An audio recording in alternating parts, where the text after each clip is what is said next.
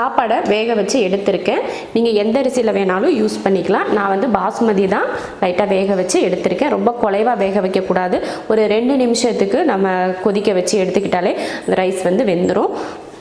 அப்புறம் வந்து இந்த மாதிரி சோயாவை சுடுதண்ணியில் ஒரு 10 நிமிஷமாக ஊற வச்சு எடுத்திருக்கேன். அதை புழிஞ்சிட்டு ஒரு மிக்ஸி ஜாரில் போட்டு அரைச்சி எடுத்துக்கலாம். நல்லா தண்ணியை புழிஞ்சுக்கோங்க. புழிஞ்சிட்டு மிக்ஸி ஜாரில் போட்டுக்கலாம். ஒரு 10-20 போல் இது மாதிரி பெரிய சோயாவாக இருந்தால் ஒரு 20 போல் சோயா போதும். நம்ம 3 பேர் 4 பேர் சாப்பிட்ற அளவுக்கு ரைஸ்க்கு கரெக்டாக இருக்கும். இப்போ இதை அரைச்சிக்கலாம்.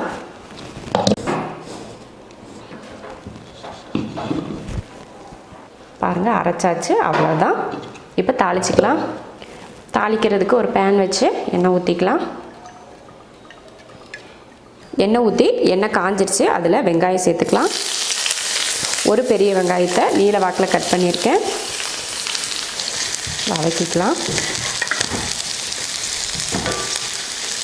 கொஞ்சம் கருவேப்பிலை,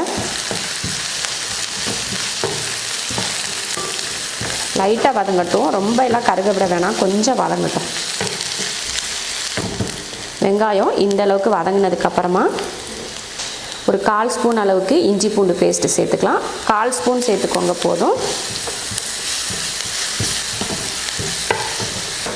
அடுத்து ஒரே ஒரு தக்காளி, சின்ன தக்காளியாக ஒரு தக்காளி.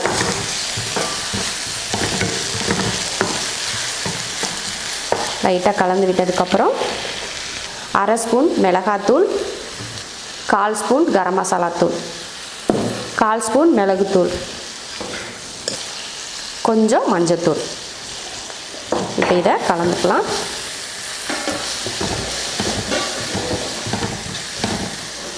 மசாலா லைட்டாக எண்ணெயில் கலந்து விட்டதுக்கப்புறமா நம்ம அரைச்ச சோயாவை இதில் சேர்த்துக்கலாம். சேர்த்துட்டு கலந்துடலாம்.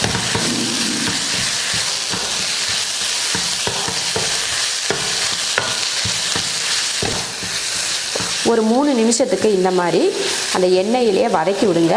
சோயா வந்து சீக்கிரமாக வெந்துடும். வேகிறதுக்கெல்லாம் ரொம்ப நேரம் ஆகாது. அதுவும் நம்ம அரைச்சி தானே போட்டிருக்கோம். அதனால் இந்த மாதிரி ஒரு 2லேருந்து ஒரு 3 நிமிஷத்துக்கு வதக்கி விட்டிங்கன்னா நல்லா வெந்துடும்.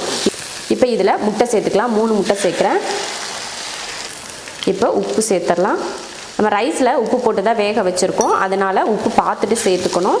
போட்டுட்டு இதெல்லாம் நல்லா கலந்து விட்டுறலாம். அடுப்பை சிம்மில் வச்சுட்டு கலந்துக்கோங்க. இதெல்லாம் நல்லா கலந்துடலாம். இப்போ அவ்வளோதான், ரெடி ஆயிடுச்சு. அடுத்து இதில் நம்ம வேக வச்ச சாதத்தை சேர்த்துக்கலாம். இப்போ இதில் சாதத்தை சேர்த்துருவோம். சேர்த்துட்டு மேலே மல்லித்தலை. இப்போ கலந்துடலாம்.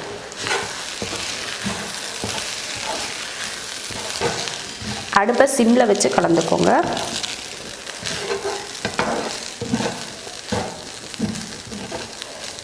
அவ்வளோதான், ரெடி ஆயிடுச்சு. எப்போ அடுப்பை ஆஃப் பண்ணிடலாம். நீங்களும் இது போல் சோயாவும் முட்டையும் வச்சு ஒரு ரைஸ் பண்ணுங்கள். ரொம்ப ரொம்ப நல்லாயிருக்கும்.